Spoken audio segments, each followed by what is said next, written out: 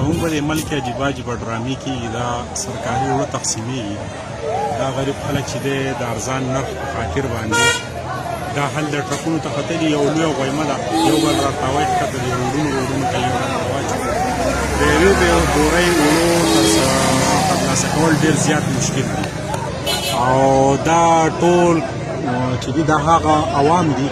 کوم چې د الیکشن په ورځو باندې لاس کړکۍ ګډېږي او پوره خپل ځان چې دی ځمکو له راچوي نن د اوړو په قطار کې ولاړ دي او بیا یو بېره ځان ځمکو له راچوي تاسو دا حکومت ګورئ دا حالات ګورئ دا بل دا اوړه چې دي دا صحت مطابق هم لري په دې کې شګې دي خاورې دي او ډېر زیات بدترین صورتحال دی تاسو ټرک ته وګورئ د خلکو ته وګورئ او د ماشومانو ته په دې ټرک د پاسه وګورئ